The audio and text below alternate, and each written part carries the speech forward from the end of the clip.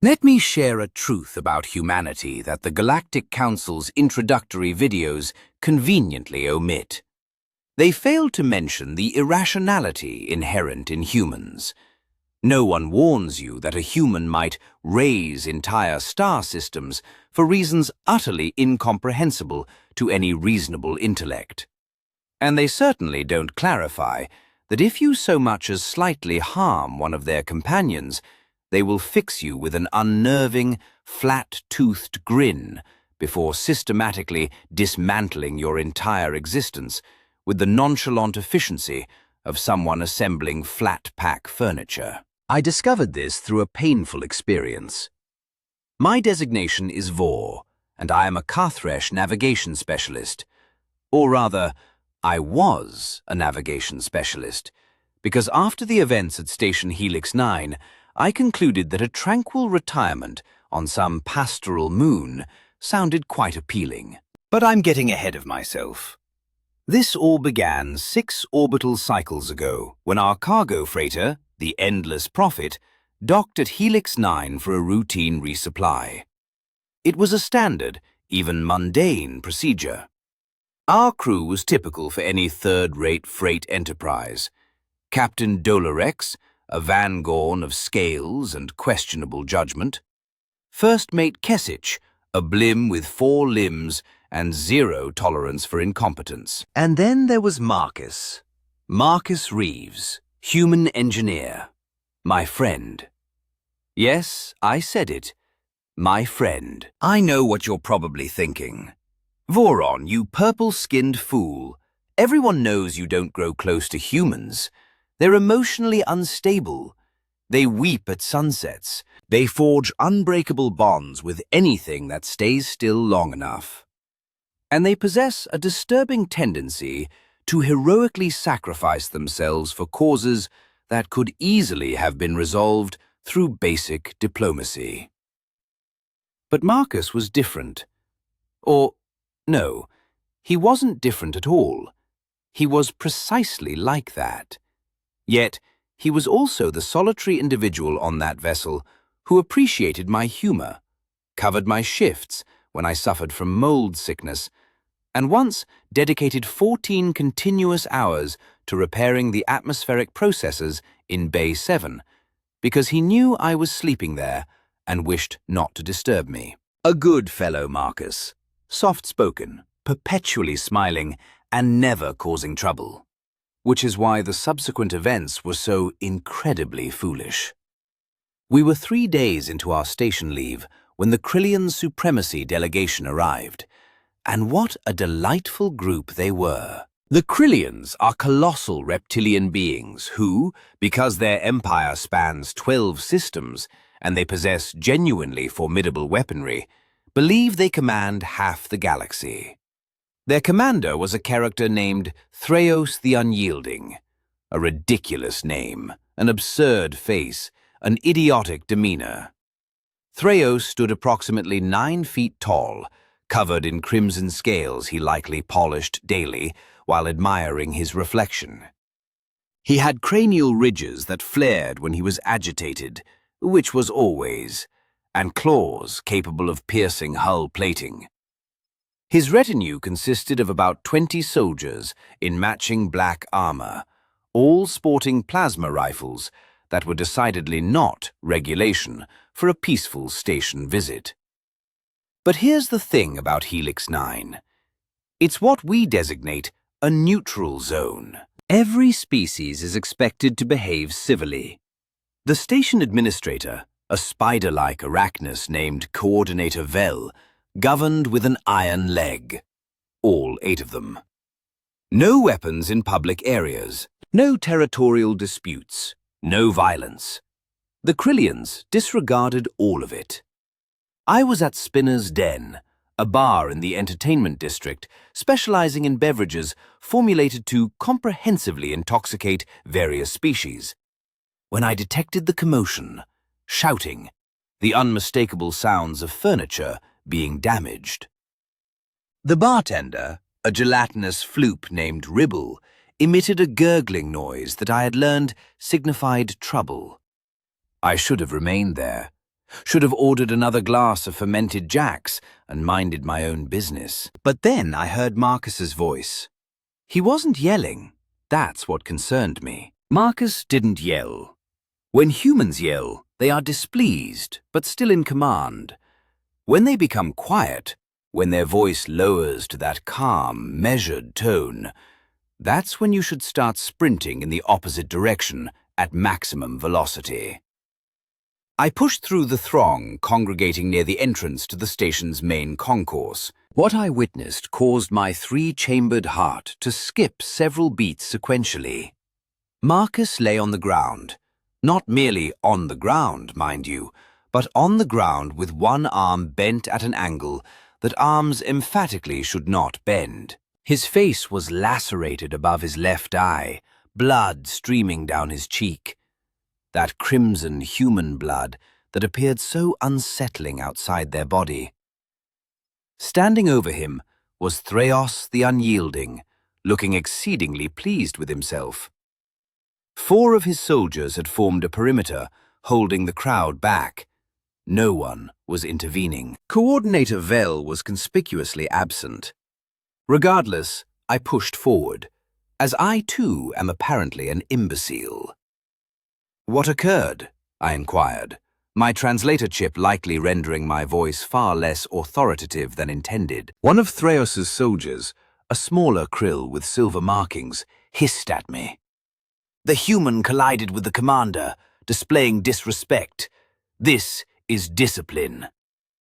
Marcus looked up at me, his eye already swelling shut, but the other was clear. So clear. And he made that particular facial movement humans do, a subtle shift of his mouth that wasn't quite a smile. I'm all right, Vorrn, he murmured. Don't fret. Don't fret? The man's arm was shattered, and he was instructing me not to fret. The krill laughed. It sounded like rocks grinding together in a waste compactor. Your pet human comprehends his place, Kathresh. You would do well to emulate him. The Krellian supremacy does not tolerate clumsiness. I wanted to speak, wanted to point out that accidentally bumping into someone, even a self-important military commander, did not justify breaking bones. Wanted to remind everyone that this was meant to be neutral territory. But I am not courageous. I am truly not. I am a navigator. I chart courses and circumvent obstacles. That is, quite literally, my entire essence. So, I helped Marcus to his feet as gently as I could. His broken arm hung limply at his side.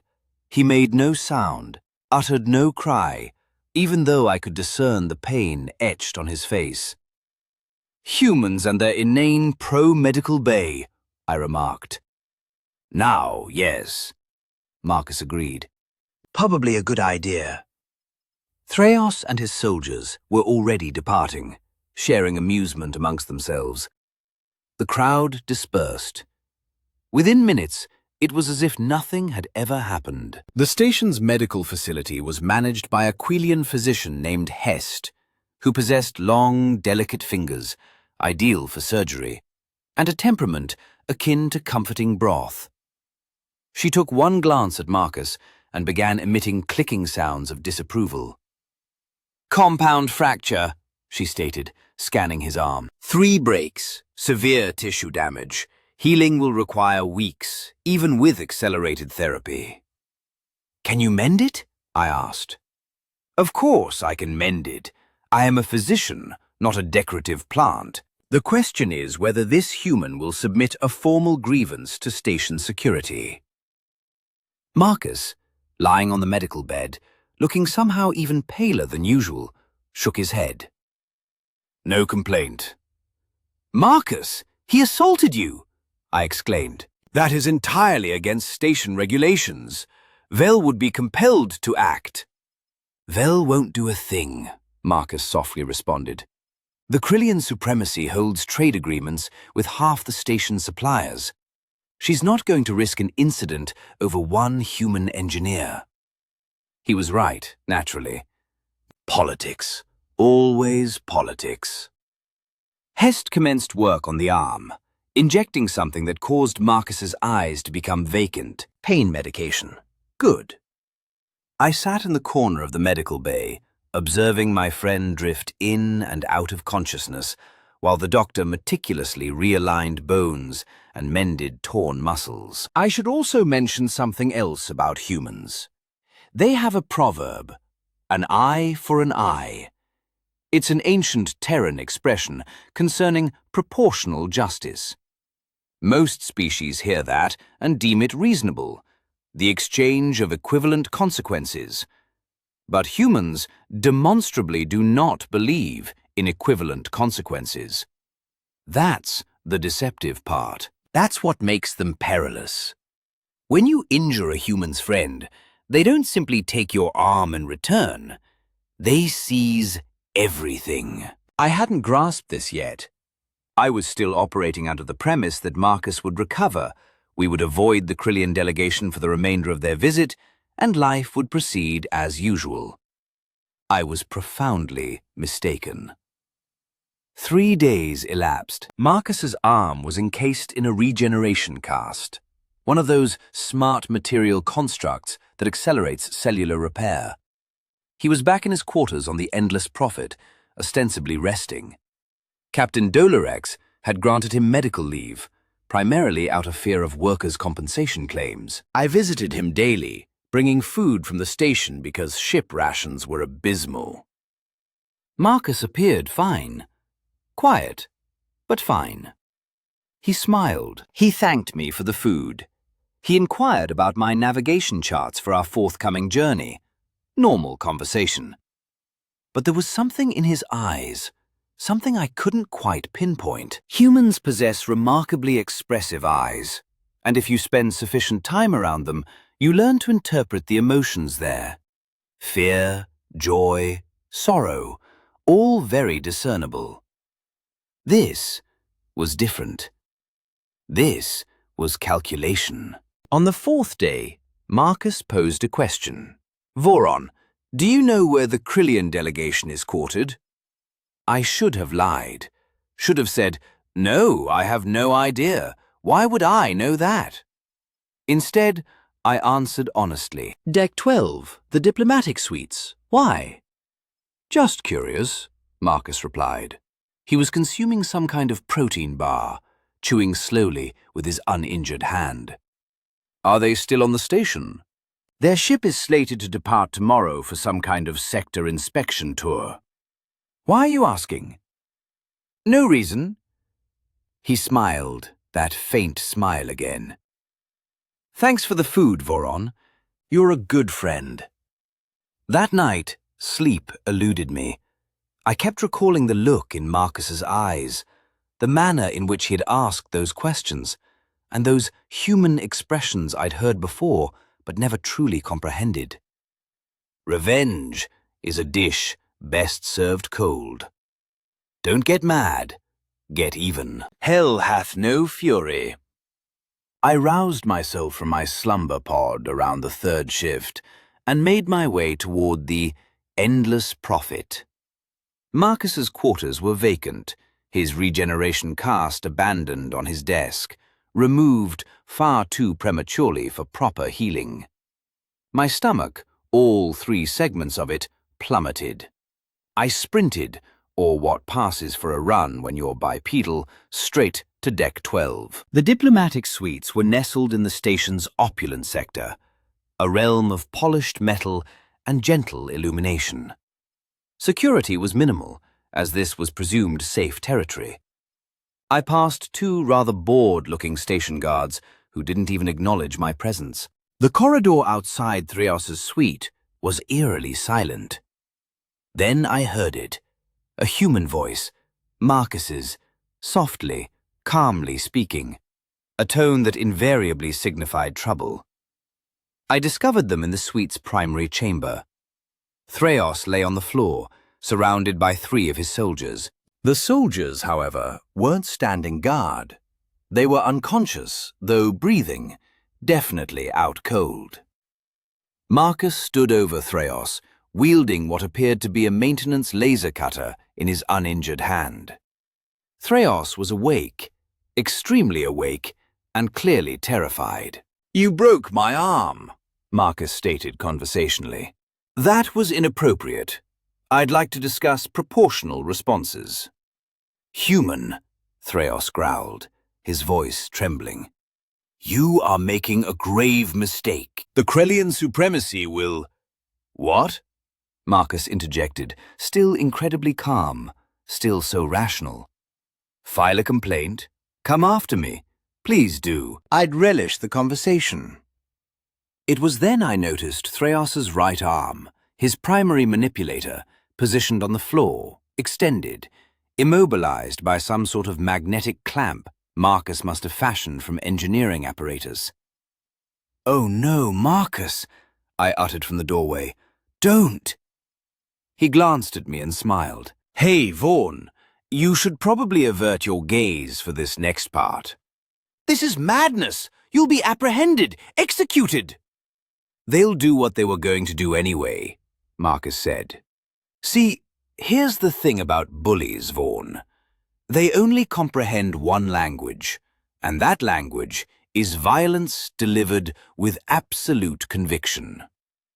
He activated the laser cutter. I did look away, but I heard it. The laser slicing through scales and bone, Threos's roar of pain, the odor of burning flesh.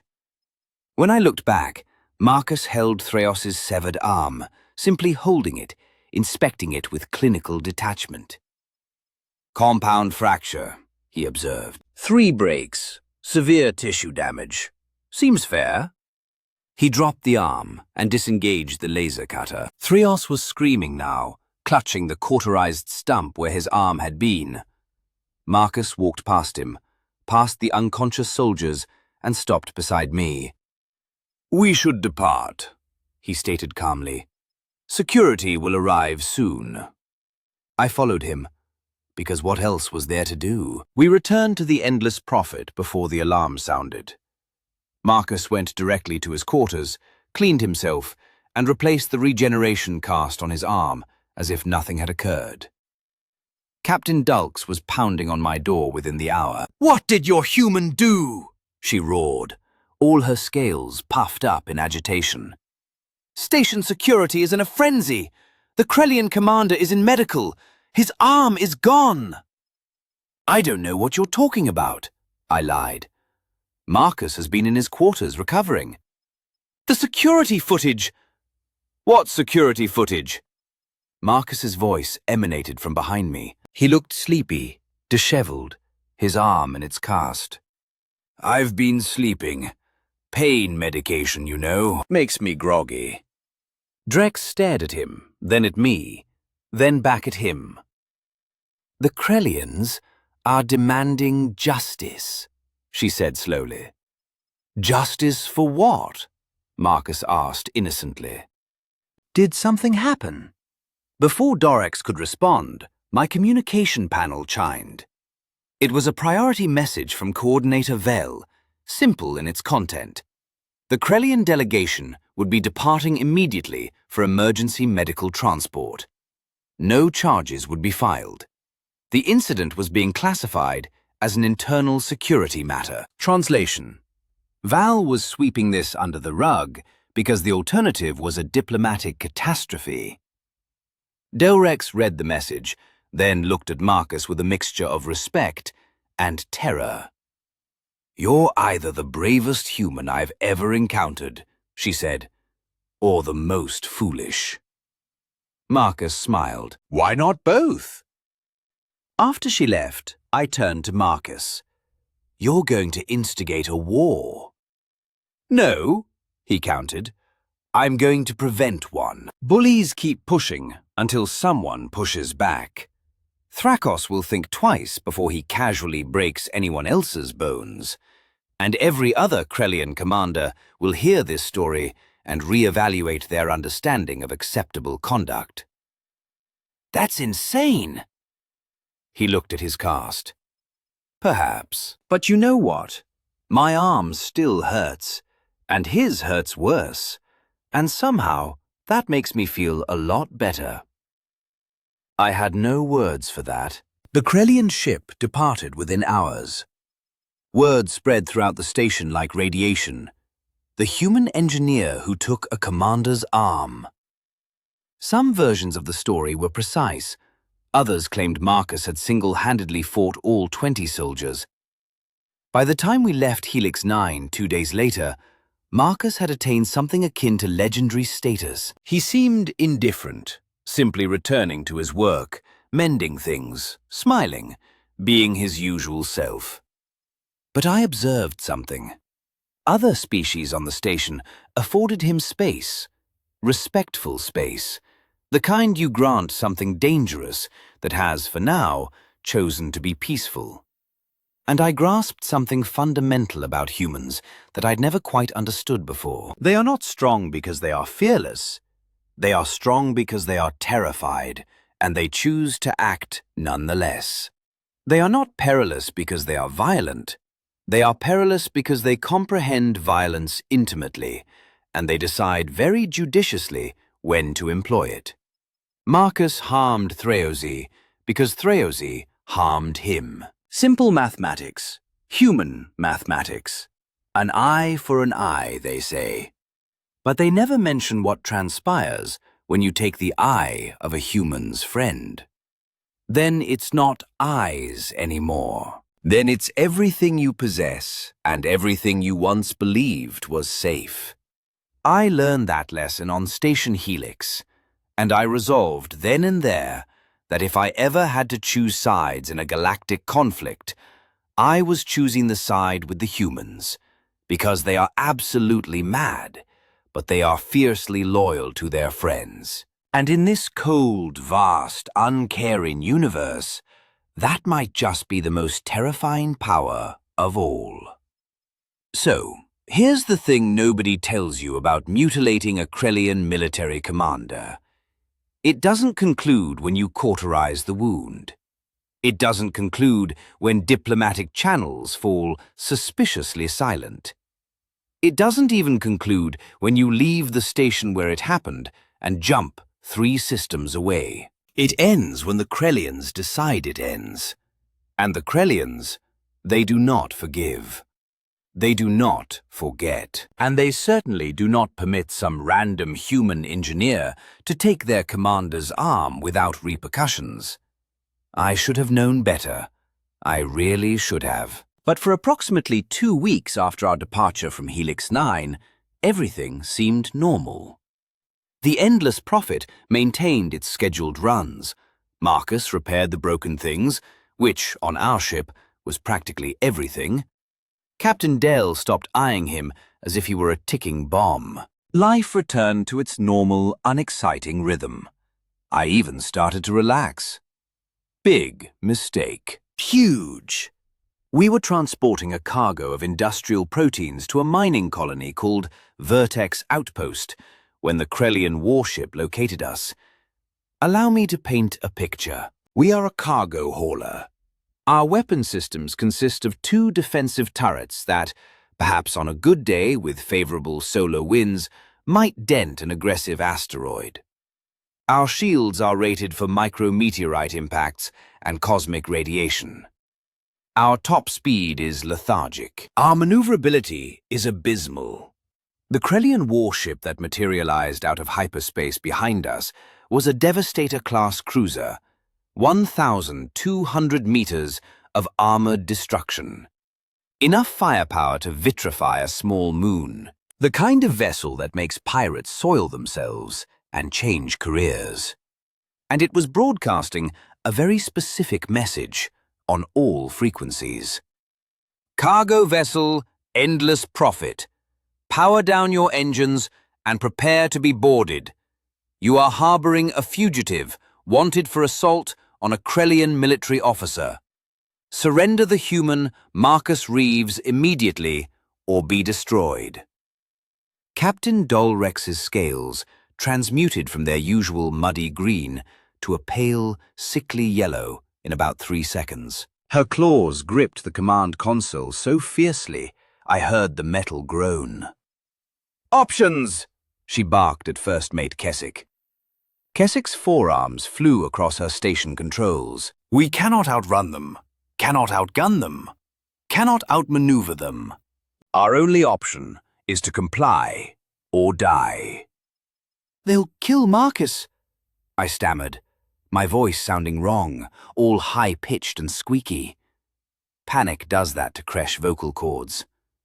They'll kill all of us if we don't hand him over, Delrex shot back. She wasn't incorrect. She was simply prioritizing survival over loyalty, which is what most captains do. Most captains. Not all. The bridge door opened, and Marcus entered. His arm remained in the regeneration cast, but he looked calm. Too calm. That human calm that I had learned meant his brain was operating at approximately 1,000 thoughts per second. Don't hand me over, he said quietly. Doll spun to face him. Are you mad? That's a warship, a capital military vessel. They will vaporize us. They won't, Marcus replied. He moved to the communication station. They want me alive. If they wanted us dead, we'd already be debris. That's a very thin margin of safety, Kesich pointed out. All 4 of her arms had ceased moving. She was observing Marcus with her large, dark eyes. Marcus smiled. That small, dangerous smile. Trust me. I want to be clear about something. Nobody on that bridge trusted Marcus. Not really. He was a proficient engineer, a decent fellow. To just casually mutilate a military commander and then smile about it, you couldn't trust someone like that. Yet, we were out of options. What's your strategy? I asked. I'm going to speak with them, Marcus replied, activating the communication system. Krellian vessel, this is Marcus Reeves. I am prepared to discuss terms. A silence followed, then a voice, deep, resonant, and seething with fury, filled the channel. Human, you severed the arm of Commander Thrakus the Unyielding. There are no terms. There is only surrender and justice. Justice, Marcus echoed thoughtfully. An interesting choice of word. From my perspective, justice has already been served. Your commander broke my arm for an accidental collision. I reciprocated. An equivalent exchange. You did not break his arm. You completely severed it. Well, yes, Marcus admitted. I'm an engineer, not a surgeon. I did my best with the available tools. The point is, we're even now. You should probably move on. I thought the Krell on the other end of the transmission was about to have an aneurysm. The sound that emanated through the speakers was a blend of a roar, a hiss, and pure, unadulterated rage. Even? Even? You disfigured a decorated military commander. You humiliated the Krellian supremacy. You will pay for this crime with your life, human. Okay, but here's my counter-proposal, Marcus offered, his tone still calm and reasonable. You leave us alone, I continue my mundane life as a cargo ship engineer, and no one else loses any body parts. Seems fair? Negative. Power down your engines. Prepare for boarding. This is your final warning. The transmission abruptly ended. Captain Dolrex was making a sound I'd never before heard, a mix between a tea kettle and a dying animal. We're doomed! We're all doomed! This human has killed us all! Not yet, Marcus interjected, turning to me. Vorrn, I need you to plot a jump to the Pharaoh Nebula as fast as possible. The Pharaoh Nebula. Oh, fantastic. The Pharaoh Nebula was a colossal cloud of ionized particles and electromagnetic chaos, situated approximately 6 light-years from our current position. Ships generally steered clear of it, because attempting to navigate through it was considered suicidal. Sensors became useless, communications failed. You were essentially flying blind through a cosmic blender. That's a terrible idea, I stated. It's the only idea. Can you do it? I glanced at my navigation console, then at the massive Krellian warship on our sensors, and finally back at Marcus. Yeah, I said. I can do it. Do it! Captain Delich suddenly commanded. She had apparently concluded that a probable death in a nebula was preferable to certain death at Krellian hands. My 7 fingers flew across the navigation controls. Plotting a jump into a nebula demanded insane precision. You had to calculate entry vectors, account for gravitational eddies, and predict particle density fluctuations. It wasn't impossible, just incredibly foolish. "Jump plotted," I announced. "But we'll be blind in there, and they'll follow us." "They'll try," Marcus said. "But their ship is big. Ours is small. We have advantages." "What advantages? They have better sensors, better engines, better everything." Marcus's smile broadened. "They have superior technology. We have something more crucial." "What?" I asked. "Desperation, and a Catharus navigator who's too stubborn to die." I wanted to say that his confidence was reassuring. It wasn't, but I did appreciate the sentiment. "Engaging jump drive," Keswick announced. 3, 2... The universe folded. That's how hyperspace jumps felt. Reality bent. Your stomach performed feats that defied several laws of physics, and for a few seconds, you existed everywhere and nowhere simultaneously. Then we plunged into the Pharaoh Nebula, and everything descended into utter madness. Alarms began to shriek. The hull groaned. Outside the viewport, space was no longer black. It was a swirling, angry expanse of red and gold, like flying through the core of a star. Electromagnetic interference rendered our sensors useless. "Radiation levels spiking," Kesich reported, all 4 arms furiously working. "Shields holding, but we can't remain in here long." "We won't have to," Marcus stated, moving to the engineering station. "They followed us in." He was correct. On the remnants of our functional sensors, I could discern the massive Krellian warship. They had jumped in right behind us, likely believing they would easily capture us. They were mistaken. "Lauren, can you guide us deeper into the densest part of the nebula?" Marcus inquired. "Probably, but why would I want to?" "Because their ship is 1,200 meters long. Ours is 85. We can go places they can't." I understood immediately. It was actually a decent plan. A plan that offered a 5% chance of success instead of a 0% chance, which, in our predicament, was practically a miracle. "Hold on," I said. "This is going to be rough." I propelled the Endless Prophet deeper into the nebula, guided by gravimetric readings and pure instinct. The ship shuddered. Something in the cargo bay exploded. The lights flickered. Behind us, the Krellian warship was attempting to follow, but Marcus was right. They were too large. I watched on sensors as they were forced to slow down, navigate around dense particle clouds, and avoid gravitational eddies that could tear their ship apart. We were pulling ahead. "Marcus, they're launching fighters!" Keswick exclaimed. 6 of them! Of course they were, because our day wasn't dreadful enough. Krellian fighters were sleek, fast killers, heavily armed, highly maneuverable, piloted by warriors who trained their entire lives for combat. Against our cargo hauler, with its 2 defensive turrets, they were practically guaranteed a win. Except we were in a nebula, and nebulas didn't care about your training or weapons. "Vorrn, how are you doing this?" Captain Drex inquired. She was staring at my navigation console as if it held the secrets of the universe. "Doing what?" "Flying through this death trap without killing us all."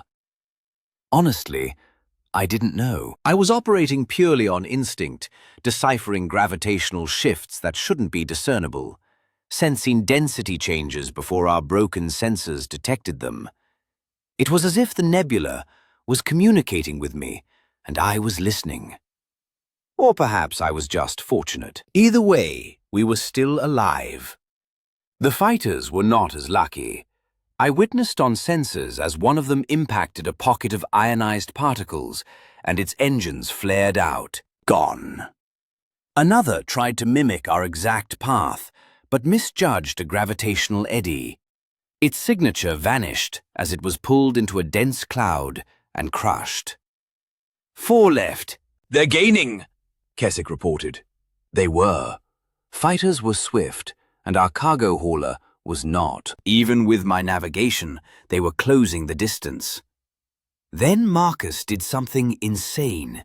He opened the cargo bay. "What are you doing?" Delrex screamed. "Creating a debris field," Marcus calmly replied. "We're transporting industrial proteins, right? Pressurized containers. The nebula's electromagnetic interference will destabilize them." I understood, a second too late. The cargo bay doors opened. 80 tons of pressurized protein containers jettisoned into space. The nebula's radiation immediately struck them. They exploded.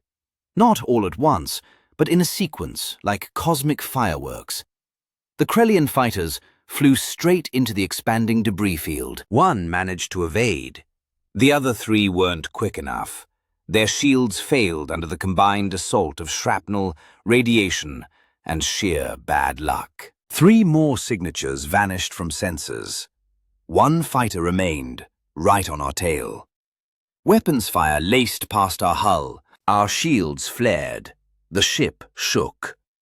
"Shields at 40%, Kesich reported. Another hit, then another. 20%. I had run out of tricks, out of options. The nebula was thinning ahead. Once we cleared it, that fighter would tear us apart. Then Marcus stood up and headed for the door. "Where are you going?" I yelled. "To fix this," he said. He went to the airlock.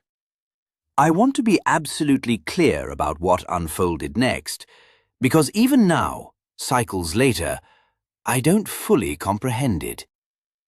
Marcus donned an emergency vacuum suit, the kind we kept for external repairs.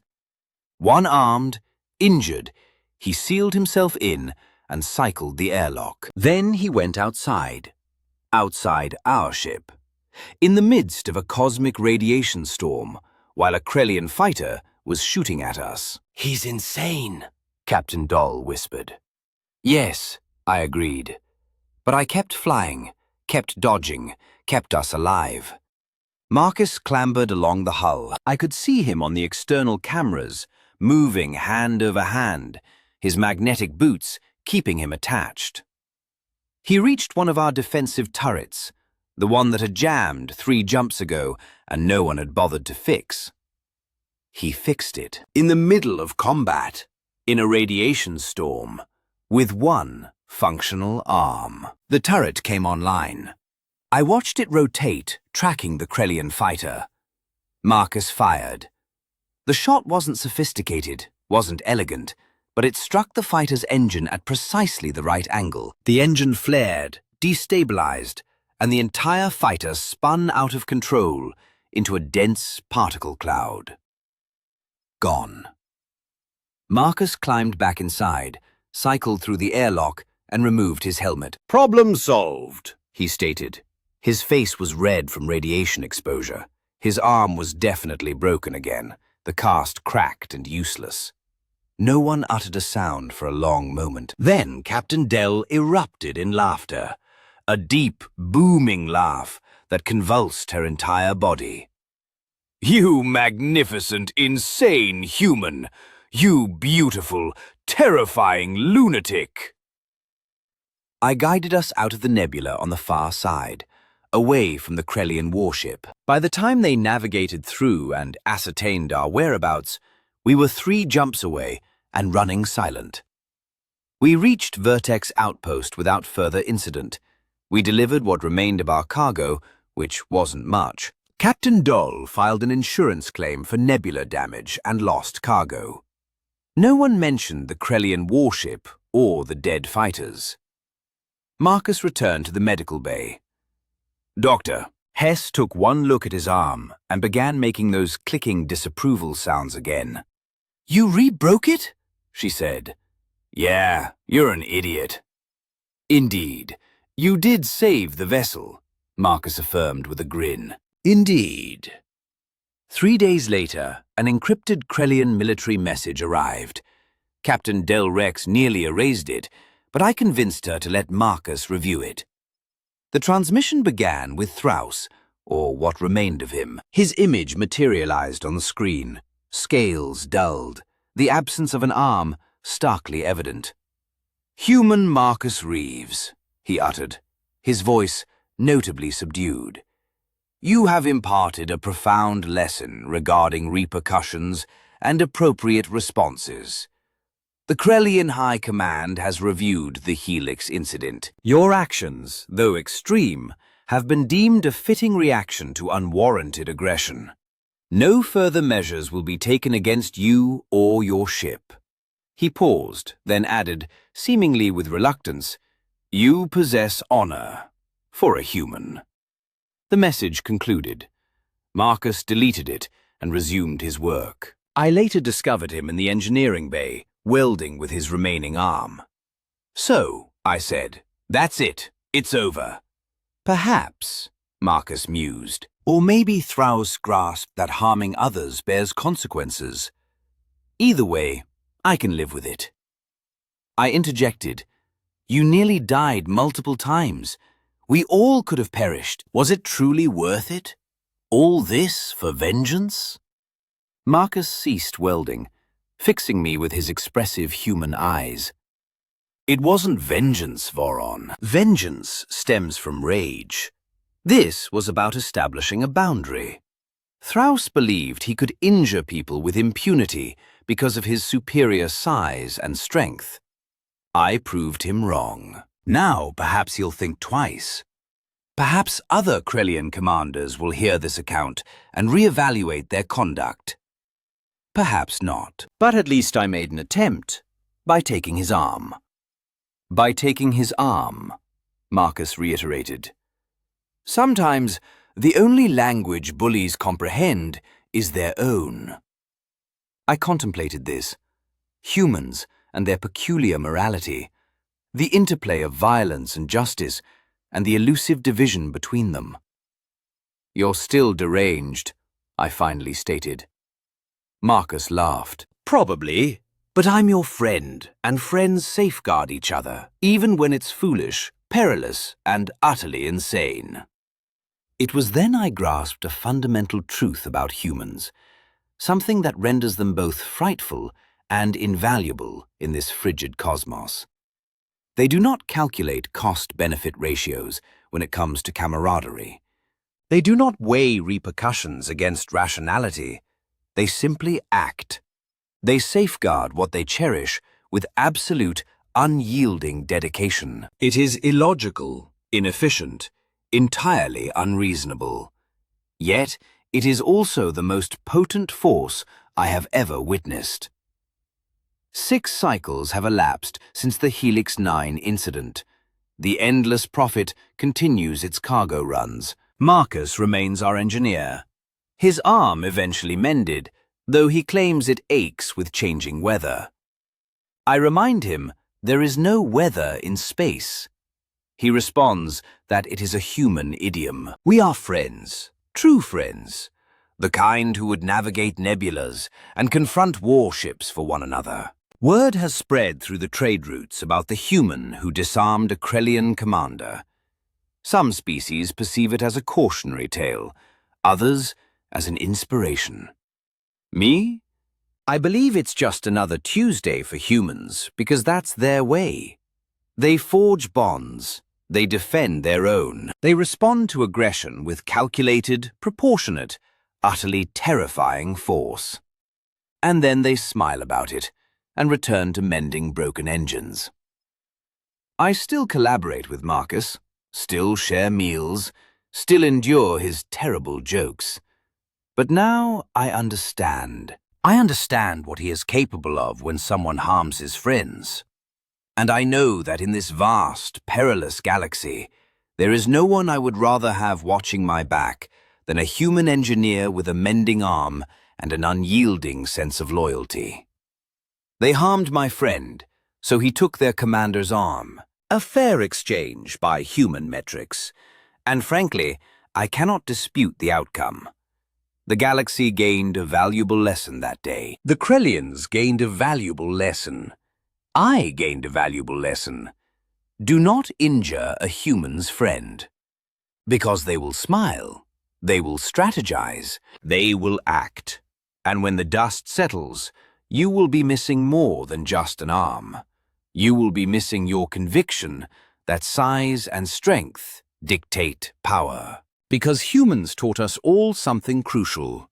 Sometimes, the most dangerous entity in the universe isn't the largest weapon or the mightiest warrior.